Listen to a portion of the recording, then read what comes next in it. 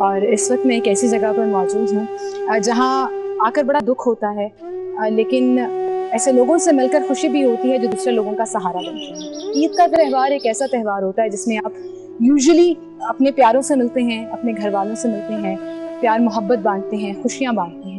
लेकिन वहीं पर कुछ लोग ऐसे हैं जिन्हें अपने ही प्यारे, अपने ही घर वाले कहीं ऐसी जगह छोड़ देते हैं जहाँ वो हाल पूछने भी नहीं आते। मैं इस वक्त मौजूद हूँ Binte Fatima foundation old age home, जहाँ पर ख़वातीन को पनाह दी गई है। ऐसी ख़वातीन जिनको किसी के भाई, किसी के बच्चे, किसी की फैमिली छोड़कर चली गई है। खर्चा नहीं उठाते, चलिए खर्चा नहीं उठाते, हाल ही पूछ लें, हाल तक नहीं पूछते। और ईद जैसे त्यौहार पर भी अगर आपके घर वाले आपको फ़ोन करके ईद मुबारक ना कहें तो सोचिए जिनके लिए आपने पूरी ज़िंदगी गुजार दी हो वो ज़िंदगी कैसी रहेगी। तो मैंने डिसाइड किया कि आज हम ये दिन मनाएंगे उनके साथ, उनसे जानेंगे कि वो अपना हौसला हिम्मत कहाँ से लाते हैं, अपनी खुशियाँ कहाँ से समेटते हैं और कैसे यहाँ पर रहकर अपने दिन भी गुजार रहे हैं, और क्या वो आस और उम्मीद कभी मद्दम हुई है कि उनके घर वाले उनको मिलने आएंगे। चलते हैं अंदर, उनसे बात करते हैं। लेकिन चूंकि ये एक ओल्ड एज होम है और मुझे कोविड SOPs को भी फॉलो करना है, तो मैं उनके सामने मास्क पहनूंगी ताकि कहीं से भी मेरी वजह से उनकी हेल्थ को या किसी भी चीज़ को कोई खतरा ना।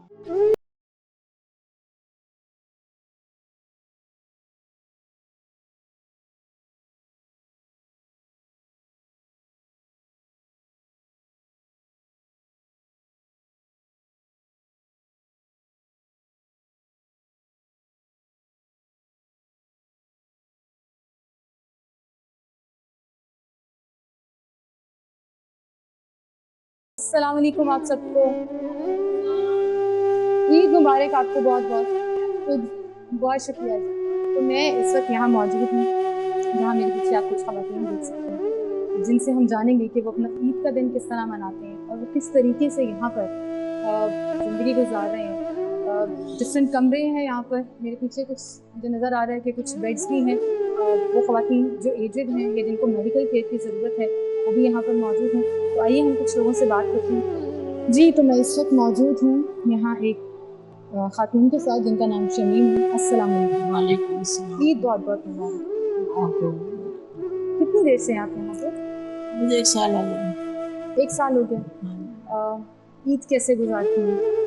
अच्छी, बहुत अच्छी बाजी, बहुत अच्छी है। महसूस नहीं होने देती कि हम घर में आए या और जगह। क्यों है आप यहाँ पे? मेरे भाई छोड़ गया मुझे। भाई छोड़ गए हैं? आपकी शादी हुई थी? नहीं। शादी नहीं हुई थी। कितने भाई हैं? माशाल्लाह आपके 2 भाई हैं। 2 भाई हैं। और क्यों छोड़कर गए? आप खुशी से, मतलब अपनी मर्जी से आई थी? नहीं, मैं अपनी मर्जी से भी घर से कोई निकलता है? जो अपने घर में अपने भाई बहनें सब घर में से कोई निकलता है? बस क्यों छोड़ गए? मजबूर हो गया अपने घर के हालात से। बीवी कहती थी मैं ऐसे नहीं। याद नहीं आती? क्यों नहीं आती?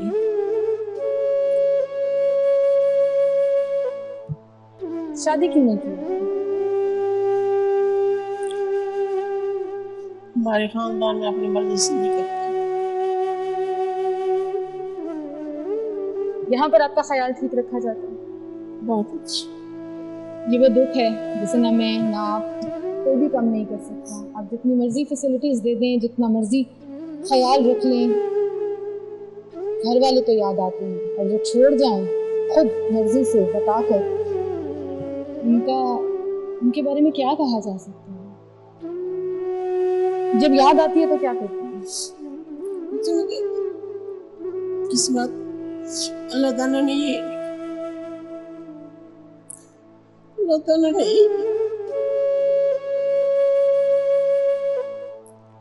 कहाँ रहते हैं आपके घर वाले? बाहर। और इतनी दूर वो यहाँ आपको लाहौर में छोड़ गए? आपको पता था जब वो आपके यहाँ ला रहे थे? हाँ जी। आपने एतराज नहीं किया? क्यों एतराज करते? जब उसके घर में उसकी बीवी नहीं चाहती थी, कहाँ जाती? यहाँ और भी लोगों से बात करते हैं, देखते हैं, जानते हैं कि उनकी कहानी क्या है और ये कहानी यहाँ पे शेयर करने का मकसद ये भी है कि हम रियलाइज़ कर सकें कि हम अपने रिश्तों से कितना दूर होते हैं, और अगर हमारे पास रहते हुए भी हमारे रिश्ते कहीं ना कहीं इग्नोर हो रहे हैं, निग्लेक्ट हो रहे हैं, तो कैसे हम उन्हें पकड़ सकते हैं। मेरे साथ यहाँ पर और भी लोग हैं। अस्सलाम वालेकुम। वालेकुम अस्सलाम। क्या नाम है आपका? आरफा अरशद। आरफा। आरफा, आप कितनी देर से हो यहाँ बिनते फातिमा? मैं तकरीबन 2 माह से 2 माह से। हो गए। हाँ जी। कौन छोड़ के गया था आपको? मुझे नेबर्स में से लोग छोड़ के गए थे कुछ। घर में कौन कौन है? घर में भाई भाभी और उनके बच्चे। पेरेंट्स नहीं हैं? पेरेंट्स नहीं हैं। और आप उनके साथ रहती थी? हाँ जी। शादी नहीं हुई थी आपकी? शादी हुई थी लेकिन मतलब सेपरेशन हो गई थी। तो भाई भाभी ने नहीं रखा? हाँ जी। मिलते हैं आपसे?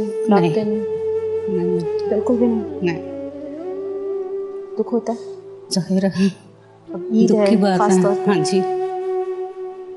कभी राब्ता करने की कोशिश की? नहीं। क्यों? भाई तो बचपन में आपने साथ गुजारा होता है, पूरी उम्र साथ गुजारी होती है, बड़ा मान होता है भाइयों पे। मैं 4 साल से इधर हूँ। 4 साल से इधर हैं, बिनते फातिमा के साथ हैं जी। आप। कौन छोड़ कर गया था आपको? बेटी बनाई थी, बस पता नहीं उसका क्या हुआ, तो छोड़ के चली गई है। तो फिर क्या कर सकते, उसके 4 बच्चे हैं, ना बादुआ दे सकती ना कोई ऐसी बात करो। वो बच्चे हैं छोटे छोटे अभी। फैमिली में और कोई नहीं है उसके अलावा? बस बेटी या नहीं, मेरे भाई थे सारे फौत हो गया, 7 में से एक भी नहीं रहा। और फैमिली में कोई नहीं है? ना बुआ ना भाई है ना अम्मी है। तो बेटे क्या जिंदगी अकेली का गुजारनी। अच्छा ये कि हया में तो बैठी हुई हूँ, ये सबसे बड़ी बात है। ईद पे बेटी मिलने आती है, छोटी ईद दूसरी, भाई थे मिलने, राब्ते में भी नहीं है? रास्ता होता है कभी कभी, बच्चे होते हैं आजकल, रात है भागते हैं, सड़क है, सड़क के ऊपर घर है, तो किसी नीचे आ जाए तो डरती नहीं लेके आती। आपको अभी भी ख्याल है अपनी बेटी का? हाँ देखो ना, जो आपको यहाँ छोड़ गई, आपसे पूछती नहीं है, आपका हाल नहीं पूछती? ना पूछे बेटे, बच्चे अपने संभाले बस, फिर क्या करें। ये है वो माँ का दिल जो यहाँ अकेले बैठकर भी, अबैंडन किए हुए हालात में भी अपनी बेटी के बारे में सोच रही है, उसके बच्चों के बारे में सोच रही है। बच्चे हमने पाले हैं, मेरे मियाँ ने पाले, अल्लाह जन्नत से मेरा मियाँ भी नहीं फौत हो गया ना।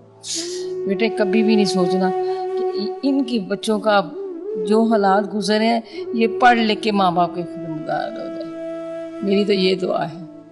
वो लोग जिनकी दुआओं से बरकतें आपके रिस्क में, उम्र में, ज़िंदगी में आती हैं, उनको हम ऐसे छोड़ जाते हैं। जहाँ बैठे भी वो अपने बच्चों के लिए दुआ कर रही हैं कि अल्लाह ताला उनको सलामत रखे, हमारी तो खैर है। ये जो माँ का दिल है, ये ना कोई समझ सकता है ना कोई लेकर चल सकता है। मैं चाहूँगी कि मैं आपको दिखाऊँ ये बिनते फातिमा का ओल्ड एज होम, जो ख़वातीन के लिए किसी नेमत, किसी रहमत से कम नहीं है। जहाँ पर ये लोग रहते हैं, उनके कमरे हैं, उनकी पूरी जो एक्टिविटीज़ होती हैं यहाँ पर। तो चलिए चलते हैं। एक रूम तो ये मेरे पीछे है जो आप देख रहे हैं, तो सबके लिए अलग अलग सिंगल बेड्स मौजूद हैं। इसके अलावा यहाँ पर एक और कमरा है जहाँ पर बाकायदा इन लोगों के लिए कबर्ड्स, सेपरेट बेड्स और हर चीज़ अलग है। मुझे जो दिली खुशी हो रही है कि अगर ये लोग अपने घर से बेघर हैं तो एक घर प्रोवाइड किया गया और घर वाली फैसिलिटीज़ जो हैं वो रखी भी गई हैं। और अब हम जाएंगे उस एरिया में जहाँ प्रोग्राम शुरू करने से पहले मैंने बताया था कि कुछ लोग ऐसे भी हैं यहाँ पर जिनको मेडिकल केयर की ज़रूरत है और ये लोग वो केयर भी इनको प्रोवाइड कर रहे हैं। आपका नाम क्या है? शहनाज अख्तर। आपका एक बेटा भी है? हाँ। क्या नाम है उसका? सैयद अबू बकर। कहाँ रहता है वो? यही रहता है। लाहौर में? हाँ। तो आप उसके पास क्यों नहीं रहती? नहीं, यही रहता है वो। यही कहाँ, इस घर में रहता है? हाँ। आपको मिलने आता है? हाँ। मुझे तो नजर नहीं आ रहा। तो अभी नहीं आया ना, जरा टाइम हो गया। अच्छा, मुझे तो कोई बता रहा था कि आपके बेटे ने आपको घर से निकाला। नहीं, गलत बोल रहा था। तो आपको चोट लगी थी बाजुओं पे, सर पे? नहीं लगी थी? कुछ नहीं हुआ था। इनके बारे में मैं थोड़ा सा बताऊं कि ये वो माँ है जो आपको याद होगा, लाहौर में कृष्ण नगर में एक वाक़या पेश आया था जहाँ एक बेटे ने अपनी माँ को इतना मारा था कि उनकी बाजुओं बाजू तोड़ दी, सर पे चोट लगी, और ये वो माँ हैं जो आज भी अपने बच्चे को बचा रही हैं, अपनी औलाद की रिस्पेक्ट के लिए खामोश हैं। मैं जब यहाँ आई तो मुझे बताया गया कि ये वो खातून हैं जो अपने बेटे से मार खाकर यहाँ पड़ी हैं, और कुछ अरसा गुजर गया, घर है, अकाउंट्स हैं, बैंक बैलेंस है, कोई पूछने वाला नहीं है। सहारा है इनका ये बिन्ते फातिमा। आपको ईद पे मिलने आया आपका बेटा? हाँ, आया? अभी भी गया, कल आज गया। बेटे की शादी हुई भी है? नहीं। अकेला रहता है? हाँ। तो आप उसके साथ क्यों नहीं रहती? यहीं रहता है वो मेरे पास। क्योंकि ऑब्वियसली मेडिकल केयर में भी है ये, और मुझे यहाँ पर ये भी बताया गया है कि ये हर वक्त सिर्फ ये कहती हैं कि मेरा बेटा मेरे पास ही है, यहाँ ही है, और उसने कुछ नहीं कहा। शर्म आनी चाहिए उस बेटे को जिसने अपनी दुनिया और आखिरत तो तबाह कर ली। बिन्ते फातिमा चलता कैसे है, यहाँ पे ये सारी फैसिलिटीज़ कैसे प्रोवाइड की जाती हैं, ये माँ अभी भी अपने बेटे को आवाज़ दे रही है। मुझे यहाँ पर आकर खुशी भी हुई कि किस तरीके से इनका यहाँ पर ख्याल रखा जा रहा है। दुख भी हुआ, न जाने हमारे साथ क्या होना है, लेकिन वो रिश्ते, वो ख़ानदान, वो ताल्लुक़ जिसको आप सारी ज़िंदगी निभाते हैं, आपकी उम्र गुजरने के साथ साथ जब आपको छोड़ जाएं, और ऐसा छोड़ जाएं कि मुड़कर ना देखें, तो दिल ऐसे पिसट जाता है, दुख भी होता है, रोना भी आता है, अफसोस भी होता है।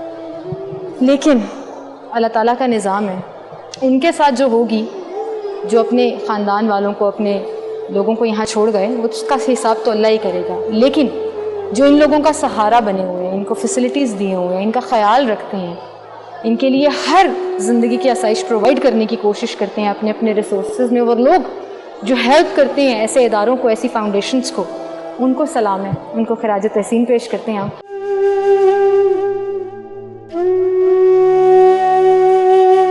अपने तो वो होते हैं जो सहारा देते हैं, जो घर से निकाल देते हैं, वो अपने नहीं होते। अस्सलाम वालेकुम। मेरे साथ इस वक्त आंसा जी मौजूद हैं जो बिन्ते फातिमा लाहौर ब्रांच को देखती हैं, और इनकी वालिदा ने ये सारा सिलसिला शुरू किया मिसेस फरजाना कराची से। इनकी 3 ब्रांचेस हैं, कराची, लाहौर और इस्लामाबाद। और इस वक्त हम लाहौर के ओल्ड एज होम में यहाँ, जहाँ मैंने आपकी मुलाकात कराई, मुख्तलिफ़ ख़वातीन से उनकी स्टोरीज़ आपके साथ शेयर करने की कोशिश की। अस्सलाम वालेकुम। वालेकुम सलाम। आंसा जी, क्या हाल है? अल्लाह का लाख लाख शुक्र है। सबसे पहले तो मैं ये कहूँगी कि अल्लाह ताला ने आपको वसीला बनाया इन बेसहारा ख़वातीन का। मैं अक्सर, अब यकीन जानिए कि मैं बहुत बचपन से ये सोचती थी कि एक औरत का क्या घर होता है, एक औरत का क्या मकाम होता है। चाहे आप खुशहाल अपने घर में भी रह रहे हो तो बाप का घर है, फिर शौहर का घर है, फिर औलाद का घर है, एक औरत का घर क्या है। लेकिन मैं कहूँगी कि यहाँ अल्लाह ना करे कि कभी किसी को आना पड़े या कोई यहाँ पर आए, लेकिन जो है मौजूद, ये उनका घर है। जी आंसा जी, कितने अरसे से आप यहाँ पर इसको लुक आफ्टर कर रही हैं, और बेसहारा ख़वातीन को घर फराहम करना, उनको एक घर देना बड़ी बात है। बस जी ये तो अल्लाह पाक की तरफ से होता है, और बंदा तो मेरे ख्याल से किसी काबिल ही नहीं है। अल्लाह पाक ये सब कुछ अल्लाह पाक करवाते हैं। ये आपका अपना घर है? ये अपना तो नहीं कह सकती, ये इन माओं का घर है। अब मेरा अपना नहीं है, इनका है। ये जब आती है मैं इनसे यही कहती हूँ कि ये आपका घर है। कितने साल हो गए आपको? मुझे ये लाहौर ब्रांच 3 साल हो गए स्टार्ट की। और वैसे तो 19 साल हो गए। कराची में अम्मी जो कर रही हैं उनको, उसको 19 साल हो गए। कैसे शुरू किया था? बस एक अम्मा जी थी, वो अम्मी के फ्लैट के साथ वाले फ्लैट में रहती थी क्लिफ्टन में।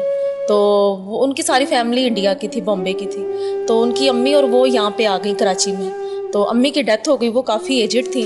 बस कोई 7-8 दिन वो अंदर से निकली नहीं। अम्मी अक्सर उनको खाना दे देती, उनका नाम फातिमा था। तो वो अम्मी ने बस वो फ्लैट वालों को इकट्ठा किया कि अंदर 7-8 दिन से निकली नहीं है। तो खैर दरवाज़ा तोड़ा तो वो अंदर गिरी पड़ी हुई थी, उनकी ना वो हड्डी टूट गई थी टांग की। तो बस वो अम्मी से यही कहें, फरजाना मुझे ईदी पे ना छोड़ना, मुझे मेरा इलाज करवा दो। अम्मी ने खैर उनका इलाज वगैरह करवाया, ऑपरेट करवाया। 3 माह मेरी अम्मी ने उसको अपने पास रखा। उनको देख के और भी उनकी फ्रेंड आई, वो कहती हैं आप इनको इतने प्यार से रखा हुआ, हमें भी रख लें। हमें तो हमारी बहुएं चली जाती हैं, खाना ही नहीं पूछती सारा दिन, तो आप हमें एक टाइम का खाना ही दे दिया करो। बस फिर वो फातिमा अम्मी से कहती थी, फरजाना आप बड़ा घर लो तो उसमें मेरे जैसी और बड़ी आ जाएंगी। तो मेरी अम्मी को दरअसल वो था ऐसे काम करने का शौक, तो फिर बड़ा घर लिया। तो कराची तो मेरे ख्याल से समुंदर है इस काम में। अम्मी के घर तो माशाल्लाह 89 प्लस औरतें हैं वहाँ पे। 89 प्लस औरतें। और यहाँ लाहौर ब्रांच में कितने लोग? यहाँ पे अभी तक मेरे पास 15 हैं। 15। ये है कि कुछ हम लोग फैमिली को बहुत ज़्यादा मनाते हैं, उनको समझाते हैं कि खुदा का वास्ता है, जो मेरे पास एडजस्ट नहीं हो पा रही, आप खुदा का वास्ता इनको ले जाओ, इनका जो आखिरी जो वो है ना वो घर ही है और आपका साथ ही है।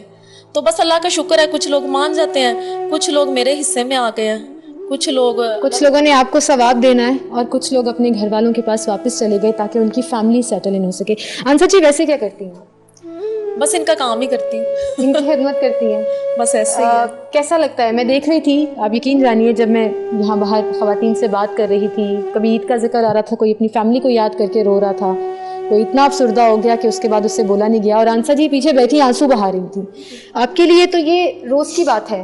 हाँ ऐसे ही है। स्टोरीज मैं काफ़ी उनको समझाती हूँ, पर बस अपने बस में नहीं रहता। अक्सर नीचे आती हूँ, मुझे कहती हैं ये आज सुबह ईद का दिन था। आप भी यहाँ ही रहती हैं? जी जी, मेरी फैमिली से हम लोग इसी घर में? हाँ इसी घर में, इनके साथ ही रहते हैं। अकेले क्या इनको छोड़ना है, घर वालों ने छोड़ दिया तो आगे अकेले क्यों छोड़ना है इनको। तो बस मैं इनको रात में कोशिश होती है कि ना बताऊं कि सुबह ईद है, वो रात गुजरनी मुश्किल हो जाती है। तो बस सुबह मैं उतरी हूँ नीचे, तो यही डिमांड थी, आपा जी मैं ए सूट पाना है, आपा जी मैं जोड़ा पाना है। तो मैं उनके आगे रख देती हूँ, आप जो आपको अच्छा लगता है पहन। मेरे हाथ चूमना शुरू हो जाती है। बस कितना मुश्किल है। आप ये सोचें कि एक बड़ा भरा ख़ानदान हो और उससे निकल कर बाहर आ जाना, एक ऐसी जगह पर रहना जहाँ नए रिश्ते तो आप बना लेते हैं, सहारा भी मिल जाता है, तमाम फैसिलिटीज़ भी मिल जाती हैं, लेकिन आप अपनों के लिए इंतज़ार करते रहते हैं। और फिर ऐसी फरिश्ता सिर्फ लोग हों यहाँ पर जो ना सिर्फ आपका ख्याल रखें बल्कि आपके दिल को बहलाएं भी, और आपके दिल के बहलाने को अपना घर खोल दें। बहुत काम होता है ये। हमारे घर मेहमान 4 दिन से ज़्यादा रहना शुरू हो जाएं तो हम ये सोचने पर मजबूर हो जाते हैं ये कब जाएंगे। और ये वो खातून हैं जिन्होंने अपने घर में ये पूरा अपना घर खोल दिया उन ख़वातीन के लिए जिनका दुनिया में कोई सहारा नहीं है। बड़ा काम है जी आपका ये। मुझे बताएं कि इनकी एक्टिविटीज़ के लिए क्या करती हैं, क्योंकि मैंने देखा है कि बहुत लोग डिप्रेस हो जाते हैं, परेशान हो जाती हैं, रोना शुरू कर देती हैं, कुछ नाराज़ होती हैं कि हमारी ख़ानदान वालों से बात कराएं, उनको कहीं हमसे लेकर जाएं। आप तो ख़ानदान वालों से मैंने क्या बात करवानी है, अक्सर तो हमारे नंबर ही ब्लॉक कर देते हैं। पूरा रमज़ान गुजर के गया है, किसी इनमें से किसी की फैमिली का किसी को छोटी ईद पर कोई नहीं आया? बिल्कुल भी नहीं। बड़ी ईद पर कोई पता नहीं, कुछ भी नहीं। अल्लाह पाक, मैं कहती हूँ कि अल्लाह पाक ने ना इन कामों के लिए अपने बंदे चुने होते हैं। तो बस अल्लाह पाक ने उनको नहीं इस लाइक किया कि वो इनका पूछ भी लें, बिल्कुल भी नहीं। बस मेरी ये कोशिश होती है कि इनको कुछ थोड़ा सा भी किसी की याद नहीं, पर अपने तो अपने ही है ना, वो फिर भी याद आते हैं। तो बस क्या कर सकते हैं, ये तो अल्लाह पाक है कि उनके अंदर सब्र डाल दे। नहीं आता अपनों के बगैर सब्र, बिल्कुल मुश्किल होता है। तमाम फैसिलिटीज इनको प्रोवाइड करना, खाना पीना, नहीं वो मुश्किल नहीं है, वो मुश्किल नहीं है, वो अल्लाह पाक आसानियां कर देता है।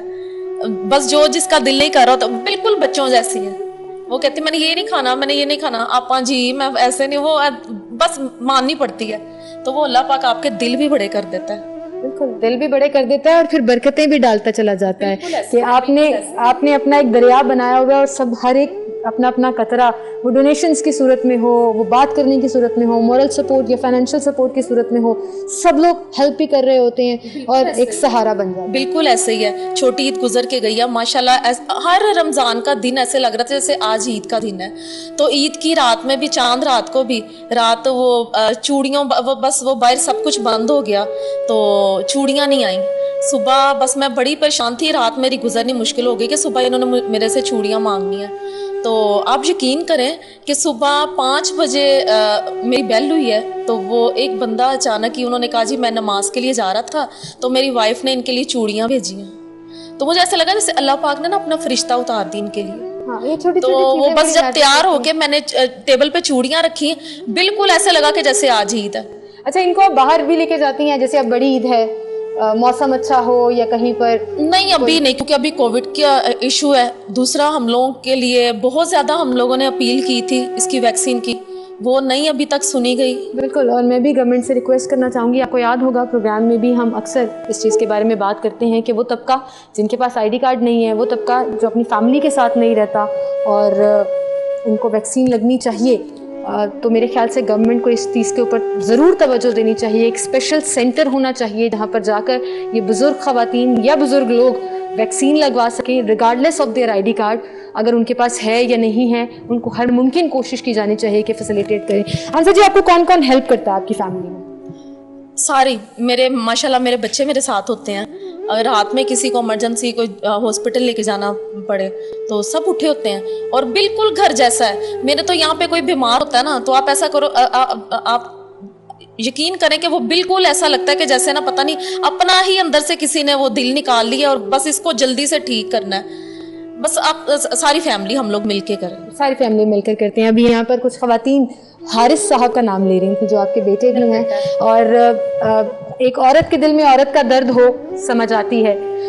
एक उम्र गुजारने के बाद आपको एहसास हो कि आपके बच्चे आपके साथ ये सलूक करेंगे तो आपको कैसा लगेगा समझ आती है। लेकिन एक नौजवान लड़का जब मदद कर रहा हो अपनी वालिदा की इस पूरे काम में और इस सिस्टम को आगे बढ़ाने में उनकी हेल्प कर रहा हो, तो उनसे भी हम बात करेंगे। हमारे साथ हारिस हैं। अस्सलाम वालेकुम। वालेकुम अस्सलाम। हारिस, क्या एज है आपकी? सबसे पहले तो ये बताओ। 24 years old। 24 years old। और यहाँ पर ये करीबन पिछले 3 साल से, और आपकी नानी जो कर रही हैं वो पिछले 15 साल से कर रही हैं। ऐसे ही है। सो कैसा लगता है? कभी ये फील हुआ कि ये क्या मामा ने घर में ही पूरा मेहमान खाना खोला? कभी भी नहीं।